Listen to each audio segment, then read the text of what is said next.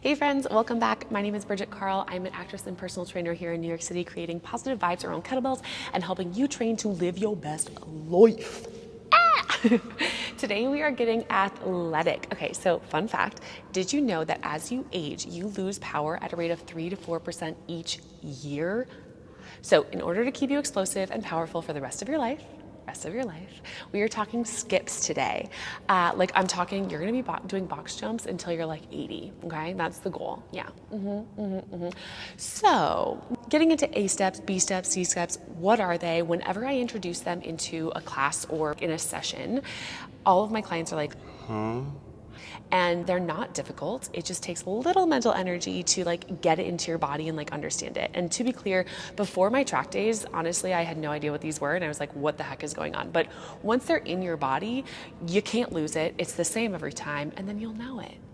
So let's get into your body. Okay, so I've also seen some trainers teach these in a variety of different ways. I've kind of broken it down today, hopefully to help you understand it a little bit more. So this is a combination of what I learned in my D2 track days and what I've learned from some pretty awesome coaches out here in New York City and just in my life. All right, so here's what we're gonna do. We're gonna break it down. I'm gonna build it up. I'm gonna give you the tools that you need, and then I'm gonna send you off to practice. So feel free to always come back and revisit this video anytime that your brain glitches out.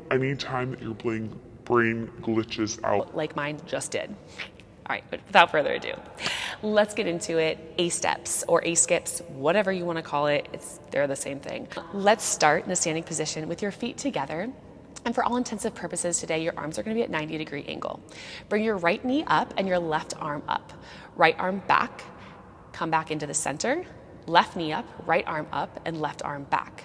Perfect, nailing it. So far, so good. Okay, so now what we're gonna do is we're gonna go a little bit faster, and I'm gonna cue just the knees. I promise your arms will follow. I pinky promise, don't think too hard about it.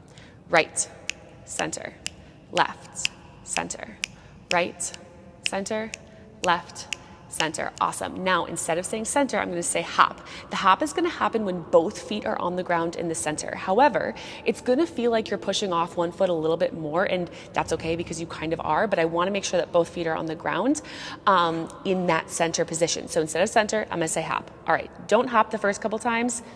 We'll add it in. Just kind of feel it out. All right, here we go. Right, hop, left, hop, right, hop, left, hop. Awesome. Now let's add it in. Right, hop, left, hop, right, hop, left, hop. Yes! Okay, that's it. That's totally it. Now I'm going to give you a few things to think about. See, don't think too hard though, but just add these in when you're ready. So practice that first. As you bring your foot down and back, I want you to think about striking the floor and think about striking it and then pulling it back, almost like a horse. Yes, insert video there. Once we start moving this bad boy forward, that's gonna be the part that's gonna propel you forward, right? So don't just think down and up, think down and pull. 2, you also wanna try to get your leg into triple extension, AKA point your toe. So you're straightening through that ankle when you're in the air. Straighten through your knee and then bring your hip fully forward. Awesome. 3, keep your arms going, find 90 in front and then 180 degrees in back. Hit that. And then switch quick. The quicker your arms go, the faster your legs will go. I pinky promise. That's something my mom always told me growing up, and she's never been wrong. All right. Boom, baby. You've nailed the A step. Once you've nailed the A step, it's time to move on to the B. Before you do this one, you might want to stretch out the backside of your legs, especially if you're a really tight human that sits at a desk all day, because this one, now we're going to add in a leg extension all the way forward, right? So you're going to drive the heel forward. The core of the movement stays the same. Instead of your knee coming up, you're just going to extend that heel all the way forward and straighten that leg. You're still going to drive down and pull back. You want to almost think about doing a hurdle, like if you were a professional hurdler in a track, right? You don't have to be professional. You can just be it for fun. All right, so give it a try. Remember, stay bouncy, strong arms, mostly high chest, drive the bottom of the foot forward, and then bring it down and pull it on back. Awesome. Finally, the C step, this one can be done forward and backwards. We're going to work on external rotation of the hip. So please only turn out as much as it feels good for you. You do not have to turn your knee all the way out to the side, right? So if you just get it to here, that's great. If you get to here, awesome. I want your hips pointing forward the entire time.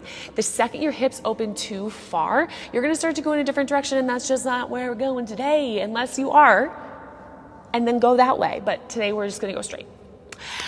In this one, you'll stay on the same leg for the forward and then side, and then switch the sides. Easy breezy. If I didn't say it earlier, the A step is the core to both of these movements, the A, B, and C, right? It all starts with the A. If you don't have the A, the B and C are like pointless, honestly. Master A first, and then add on. Those ones are just like even more fun. We just get a little bit more complicated as things go on, just to challenge you in different ways. So start with A, add on B, get to C, and I'll see you later. Have fun.